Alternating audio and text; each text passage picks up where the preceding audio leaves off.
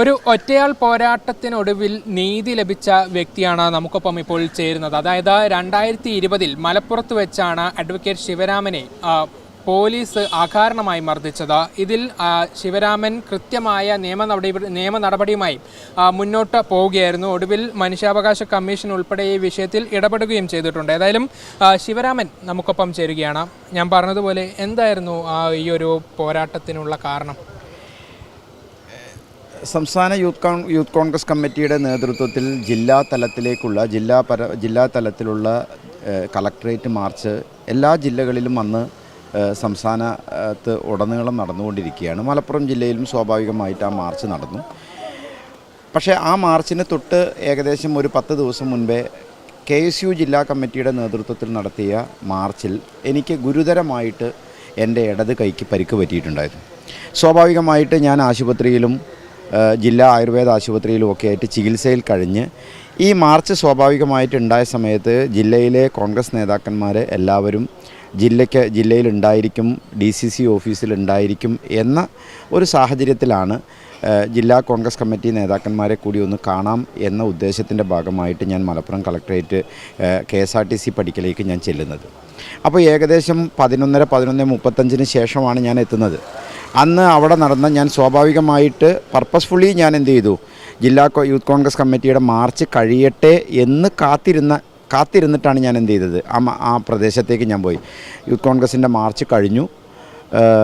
ഞാൻ KSRTC bus സ്റ്റാൻഡിന് സമീപത്തുള്ള ഓട്ടോ സ്റ്റാൻഡിൽ വെയിറ്റ് ചെയ്യുന്ന സമയത്താണ് അകാരണമായി ഹരിലാൽ എന്ന് പറയുന്ന പോലീസ് ഉദ്യോഗസ്ഥൻ ഓടി വന്ന് എന്നെ മൃഗീയമായിട്ട് ആ ഓട്ടോ സ്റ്റാൻഡിലിട്ടിട്ട് അടിക്കുന്നത്. ആ വീഡിയോ അന്ന് വളരെയധികം വ്യാപകമായിട്ടുള്ളൊരു വീഡിയോ ആയിരുന്നു. നിങ്ങൾ കൃത്യമായി പറയുന്നുണ്ടല്ലേ ഈ മാർച്ചിലുള്ളതല്ല എന്നുള്ളത്? അടി നടക്കുന്ന സമയത്ത് പോലും ഞാൻ കൃത്യമായിട്ട് പറയുന്നുണ്ട്, എൻ്റെ കൈക്ക് പരിക്ക് പറ്റിയിട്ടുണ്ട്, എന്നെ അടിക്കരുത്, എൻ്റെ കൈക്ക് പരിക്ക് പറ്റിയിട്ടുണ്ട്, ഞാൻ മാർച്ചിൽ പങ്കെടുക്കാൻ വേണ്ടി വന്ന ആളല്ല എന്ന് ഞാൻ കൃത്യമായിട്ട് പറയുന്നുണ്ട്. അപ്പോൾ പോലീസ് ഉദ്യോഗസ്ഥൻ പറയുന്നത്, നിൻ്റെ മറ്റേ കൈയും ഞാൻ തല്ലി ഒടിക്കുമടാ എന്ന് പറഞ്ഞിട്ടാണ് എന്ത് ചെയ്യുന്നത്, പോലീസുകാരൻ എന്നെ ഉപദ്രവിക്കുന്നത്. അന്നേ ദിവസം പോലീസ് എടുത്ത FIR-ൽ, ജില്ലാ യൂത്ത് കോൺഗ്രസ് കമ്മിറ്റി എതിരെ എടുത്ത FIR-ൽ ഞാൻ പ്രതിയല്ല. പിന്നീട് എനിക്കെതിരെ ഇത്തരത്തിലുള്ളൊരു അക്രമ പ്രവർത്തനം നടന്നതിൻ്റെ ഭാഗമായിട്ട് ഞാൻ ദേശീയ മനുഷ്യാവകാശ കമ്മീഷനിൽ പരാതി നൽകുകയും എൻ്റെ പരാതി പോലീസിന് റിപ്പോർട്ടായി ആവശ്യപ്പെട്ടുകൊണ്ട് സംസ്ഥാന മനുഷ്യാവകാശ കമ്മീഷൻ പോലീസിനോട് റിപ്പോർട്ട് ആവശ്യപ്പെട്ടപ്പോഴാണ് ഇത്തരത്തിലൊരാൾ ഇങ്ങനെ ഒരു പരാതിയുമായിട്ട് ബന്ധപ്പെട്ട് പോയിട്ടുണ്ട് എന്ന് മനസ്സിലാക്കിയിട്ട് ഏറ്റവും അടിയിൽ പ്രതിപട്ടികയിൽ എന്നെ ഉൾപ്പെടുത്തി മലപ്പുറം പോലീസ് എന്ത് ചെയ്തത്, എനിക്കെതിരെ നടപടിയെടുത്തത്. ആ നടപടിയെയും ഞാൻ മനുഷ്യാവകാശ കമ്മീഷനിൽ ചോദ്യം ചെയ്തിട്ടുണ്ട്. ആ FIR കളങ്കിതമായിട്ടുള്ള FIR ആണ്, ദുഷ്ടലാക്കോട് കൂടിയിട്ട് ഇട്ട FIR ആണ് എന്ന് മനുഷ്യാവകാശ കമ്മീഷന് ബോധ്യമായിട്ടുണ്ട്. ഇതിൽ നിലവിൽ ഈ ഒരു നാൾവഴിയിൽ എപ്പോഴാണ് താങ്കളുടെ പരാതി കൃത്യമായിരുന്നു, പോലീസിൻ്റെ ഭാഗത്തു നിന്നും തെറ്റ് സംഭവിച്ചിട്ടുണ്ട് എന്നുള്ളത് വ്യക്തമായത്? എങ്ങനെയാണ് കോടതിക്ക് ഉൾപ്പെടെ അത് വ്യക്തമായത്? ദേശീയ മനുഷ്യാവകാശ കമ്മീഷനിൽ ഞാൻ പരാതി ബോധിപ്പിക്കുന്നു.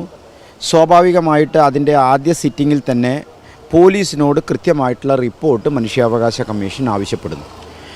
പോലീസ് എനിക്കെതിരെ ഏകദേശം ഞാൻ മനസ്സിലാക്കുന്നത് 6ഓളം പേജുള്ള ഒരു കുറ്റപത്രം എനിക്കെതിരെ കൊടുക്കുകയും ആ റിപ്പോർട്ടിന്മേൽ എന്നോട് കോടതി ആക്ഷേപം ചോദിക്കുകയും ചെയ്തു.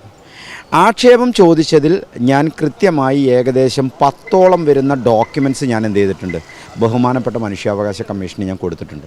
അതിൽ നമ്പർ 1 എന്ന് പറയുന്നത്, അന്നേ ദിവസം ആ മാർച്ച് റിപ്പോർട്ട് ചെയ്ത ജില്ലാ കോൺഗ്രസ് കമ്മിറ്റി ഓഫീസിൽ നിന്നും മാർച്ച് തുടങ്ങി ആ മാർച്ച് ഉദ്ഘാടനം ചെയ്ത് ആ മാർച്ച് അവസാനിക്കുന്നത് വരെയുള്ള മുഴുവൻ വീഡിയോ ക്ലിപ്പുകളും വൺ ബൈ വൺ ആയിട്ട് ഞാൻ മനുഷ്യാവകാശ കമ്മീഷന് കൊടുത്തിട്ടുണ്ട്.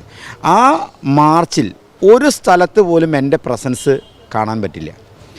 ഒന്നാമത് എൻ്റെ പ്രസൻസ് വളരെ പെട്ടെന്ന് ഐഡൻറ്റിഫൈ ചെയ്യാൻ പറ്റുന്നൊരു പ്രസൻസാണ്. കാരണം ഞാൻ ഓൾറെഡി എൻ്റെ കൈ പ്ലാസ്റ്റർ ഇട്ട് ഞാൻ കഴുത്തിൽ ഇത് തൂക്കിയിട്ട് എന്നെ എവിടെ നിന്ന് തിരിഞ്ഞു നോക്കിയാലും എവിടെ തെരഞ്ഞു നോക്കിയാലും എന്നെ കാണാൻ പറ്റും.